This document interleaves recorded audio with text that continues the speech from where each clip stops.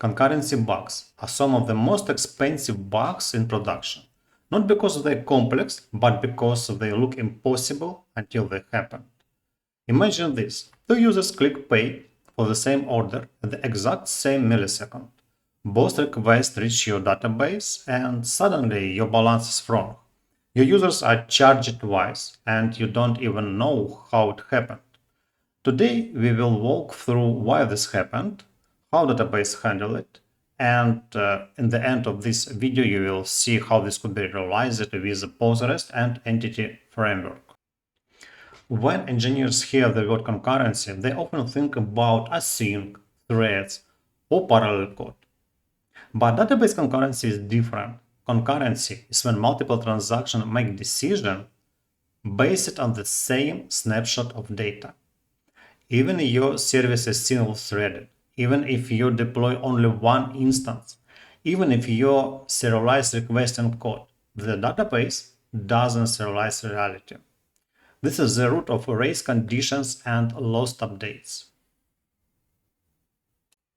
Now I want to show you how this could happen on production with multi-concurrency request and when we could have problem. The first example.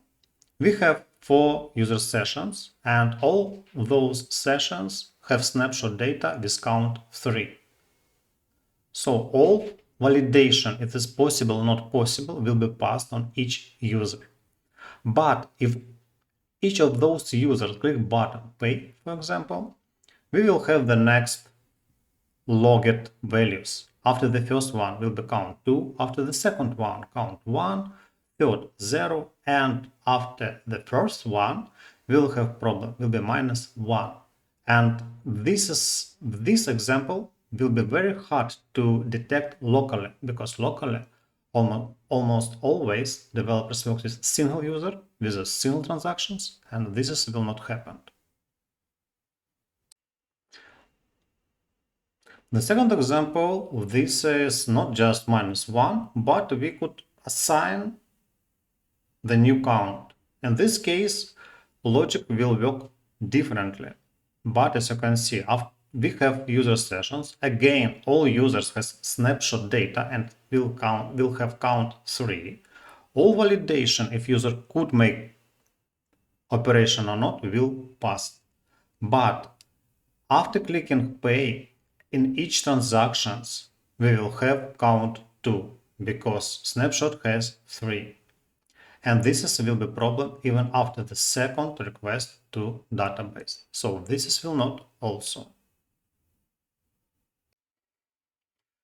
And at this point, teams often try to lock in code, mutex, distributed log, or even just assume, okay, we have one instance, so we are safe.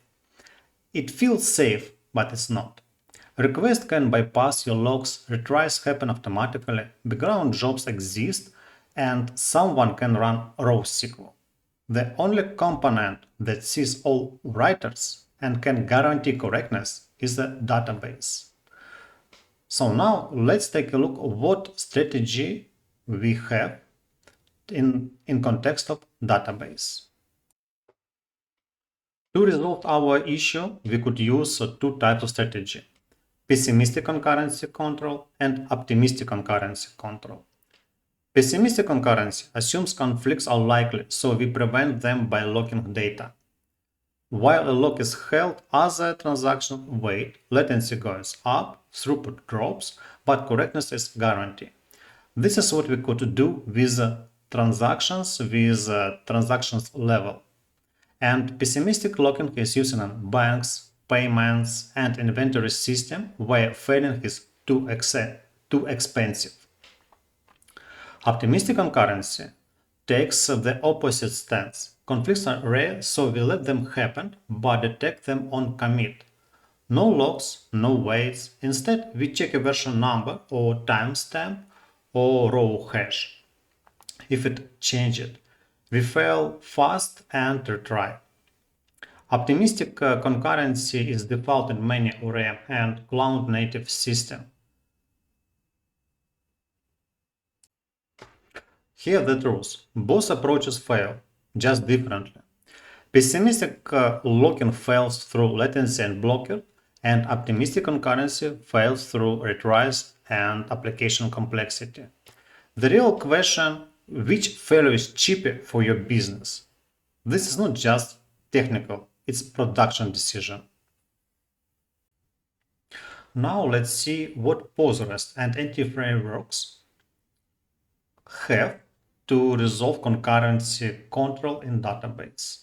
Start with Postgres. In Postgres, there exist such things like system columns. What does it mean? It means that you don't see those columns. In this example, I have products table with ID, name, and stock, just 3 columns. And in SQL with stars, I see only all of them. But besides these columns, there exists another one, xmin. Xmin, this is, you can see this is works, but in reality, I didn't create xmin. Xmin column created automatically for each table. And this is number of transaction. And this is exactly what can be used. In context of model, in entity framework, only three property, ID, name, and stock. But in mapping, we map all these one, and also we put xmin, x colon time xid, and this concurrency token and value generated on add or update. And this is important things. So value updated after each commit and save ID of transaction. This is what allows us entity framework with working with PostGres.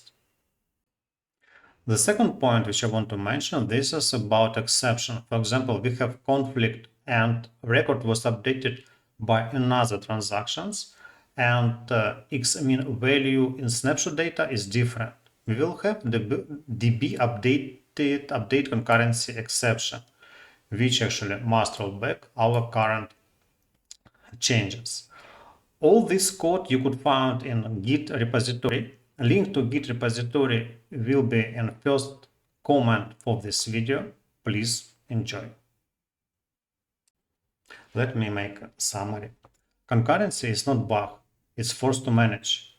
Correctness is locally, scalability is global, and concurrency sits exactly in between. If you can explain where your system blocks, where it retries, and where it allows inconsistently, you're not longer writing code. You are designing systems.